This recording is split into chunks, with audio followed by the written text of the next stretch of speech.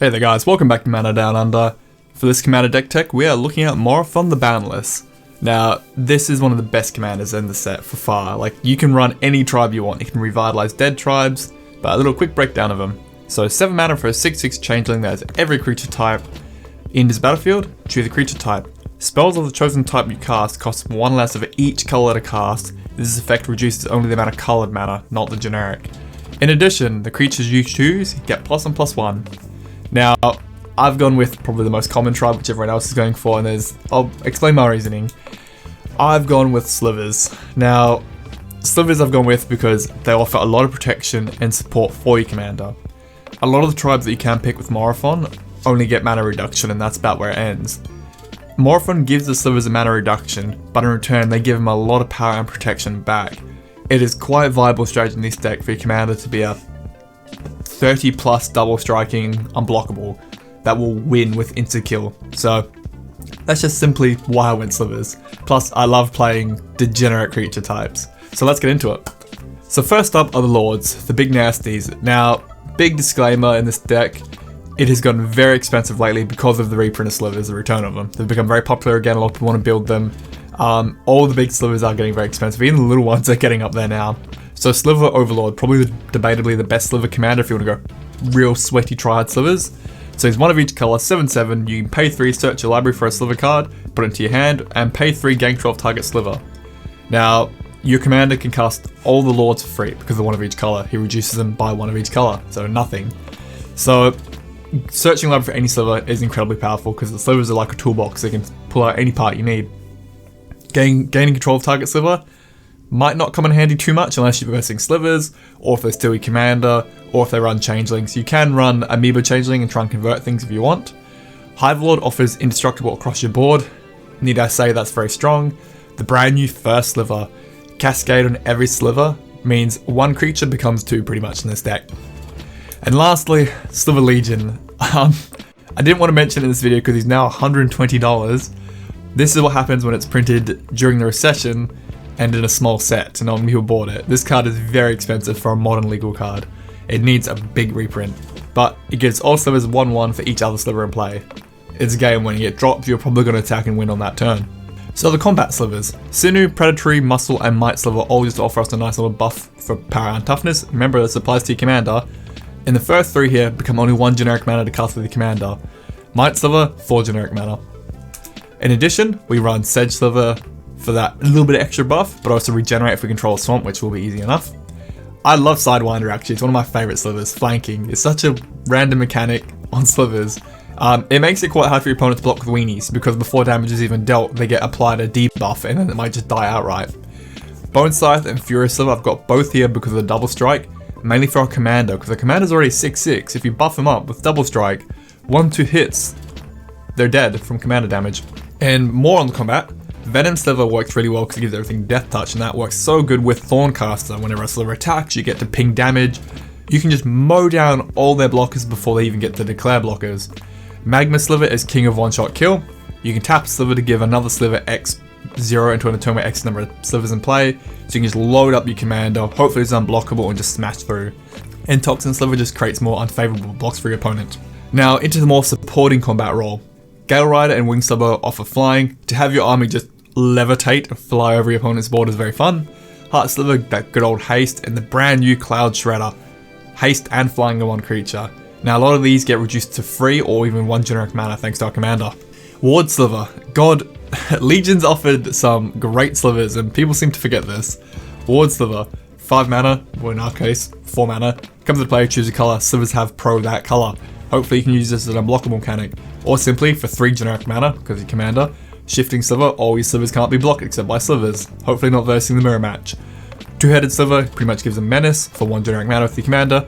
And Brood Sliver, if we're getting through with all our creatures, lets us create more Slivers, which will create more Slivers in turn. And I do run Siphon Sliver because we do run a very greedy land base with shock lands and fetch lands, so having a bit of life gain doesn't hurt. Striking Sliver, just a nice cheap little 1-drop that can do things that's free with your commander. Now protection, this is a key part for the deck because our commander is a big target. It helps our deck become very abusive and just cheat things in, so he's probably going to get targeted pretty quick. So Diffusion makes it harder for your opponent to target him, hopefully gets countered. Root Sliver just says it can't be countered. Hibernation Sliver gives us an off button. If they target it, we can pay 2 life, bounce them back to our hand. Crystalline just gives everything Shroud. At that point, you've locked down your board. Just remember, you can't target your own stuff. Encrypt Sliver and Clot Sliver just give Slivers regenerate. The great thing about Slivers, they can do everything. This deck runs very little actual direct removal spells because the Slivers themselves can do it. It's all onto the creature with a little bit of side support. Harmonic Sliver, when it's battlefield, you start wrecking artifact enchantments. That's for all Slivers. The problem is, it's not a May, you have to. So because of this, we do run a Darksteel Ingot in our mana slot. Necrotic Sliver, you can pay 3, sack a creature, destroy target permanent. If Slivers can start killing other permanents, you're doing well. We've got the Pinging Sliver here. You can tap Slivers to deal 2 damage to any target, but they deal 3 to themselves. Well, if they're buffed up or if they're indestructible, this can become a genuine threat. Can actually burn down your opponent, burn down creatures and planeswalkers. Constricting Sliver starts removing your opponent's creatures under exile and stacking them underneath them. Though when the Slivers do leave, they get the creatures back. Remember, all these creatures get huge reductions from your commander. Necrotic and Harmonic become only 1 generic mana with your commander. That's so good. And I do run Telekinetic Sliver. He's not removal, but if Slivers can just start tapping down permanents, you can really mess with your opponent's mana base and whatnot. It makes it kind of funny. Alright, into utility. Now this is just more of our random Slivers here. Gemhide and Mana's Weft just let us produce mana from our Slivers. This is game breaking. You can go from having 4 lands to having now 8. It can go so quick. Quick Sliver, surprise, flash. I love Mesmeric Sliver for Fate Sealing. It's a cool mechanic. I do hope to see it in the future. We can start looking at the opponent's library and altering what they're going to draw. In addition, I do run Homing Sliver so we can Sliver Cycle, but this is pretty much tutoring at this point, and Synapse Sliver for additional draw. Now to the big non-creature part of the deck, we have things like Kindred Discovery here, so we just name Sliver. Whenever a Sliver enters or attacks, we draw cards. Guardian Project, whenever a non-token is battlefield, that's unique name, draw a card. Vanquish's Banner, whenever the chosen creature type enters battlefield, draw a card. Sliver for all of them, of course. Distant Melody, it can be a big fat 4 mana, draw a ton of cards in this deck. Wildpair can be very fun in this deck. It's similar lines like the first Sliver. Whenever a creature comes on the battlefield, if we cast it, we can search our library for another creature with the same combined total power and toughness. So a 1/1 Sliver can get a 1/1 or a 0/2 Sliver and so on. This is very abusive volume. Low, medium tier Slivers have very similar power and toughness, so you can start fetching out more. Hive Stirring just from easy tokens. I do like Demonic Tutor and Worldly Tutor because sometimes you need a removal spell, but Worldly Tutor most of the deck is creatures, so it makes more sense there. Of course, we need at least a board wipe and a couple direct removals, so Swords and Path to Exile are my go-to. Ramp is pretty easy. We run Cultivate, Kadama's Reach, and Farseek. Between this, we get the colors we need out in our basic slots. We only run 5 basics, so these 2 cards will pretty much get everything out. Farseek, use it to get your shock lands out. Cryptolithic Riot lets all our Slivers tap for mana. This helps us a little bit further out. Chromatic Lantern just lets all our lands tap for anything. It's the instant free fix for the deck, but also taps mana itself. Pillar Origins can only tap for mana for creatures. Slivers, funny enough. Command Sphere, any color and draw a card. This is a great late game. Darksteel Ingot is here just because of any color, but mainly for Harmonic Sliver because we've got to target an artifact we control if they've got nothing. So good target there for us. Soul Ring, Mind Stone, and Hedron. Command to save for this point though from some draw later on. Now into lands. Like any good 5-color deck, the lands are what going to kill you. I do run Path of Ancestry and Command Tower for pretty much all 5 colors, easy there. Unclaimed Territory and 8th and Ziggurat, they will produce any mana for Slivers. Same with Sliver Hive and Cavernous Souls, but they offer a little bit more support.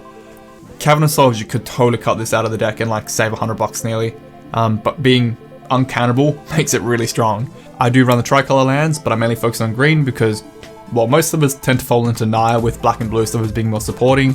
So I try and get the Naya colors in there if I can. The expensive part of the deck, I run the 10 shock lands, of course with the Ravnica reprints. They're a little expensive now because they're in standard, but if you wait till after rotation, they'll drop pretty hard after being a 3rd printing. I do run the 5 Khans fetch lands because pretty much any fetch now will be able to get any color we need. You could totally run all 10 fetches, but the other 5 are very expensive, so I've just gone with the Khans here. Try and save a few pennies where we can. And for the rest of them, I run the 2 Temples in Naya because a little bit of Scar Eye never hurts. And I run a Mutavault, which can become a big old Sliver. It's more than a 2/2, that's for sure. It might be a, God knows what, like a 5/5 flying double strike. And I do run one of each basic with my unglued lands. I do love my bit of vintage look there. And that's my Morophon the Boundless. Slivers are the go-to commander for him, definitely. I know that's what everyone else is doing, but it's definitely the best because he gives them huge reduction. In most cases, they're nothing to cast. In return, they make him very powerful and protect him. But Morophon can be used for a lot of things. You can use him to bring back dead tribes, like I've seen some people using him for samurai and werewolves, or just random things, but he will support anything, that's the idea. He works as well as a commander, or throw him in the 99 to any 5 color deck and do well. Big things would be like allies or humans that work really well with him. But yeah, let me know your thoughts, guys. How are you liking Morophon? I wanted to get this video out a little bit earlier, but Corset 2020 just came out of nowhere and we had to do that. I wasn't ready for that. But we've got plenty of commanders still to go through, so keep an eye out, guys. Alright, have a good one. Catches. Alrighty, it's that time of the video where we can do a bit of a shameless plug. So thank you for watching, guys. If you enjoyed it, please sub and like. It really does help the channel's analytics out a lot. Maybe consider joining me on my other social platforms, where you can talk about anything and everything Magic related.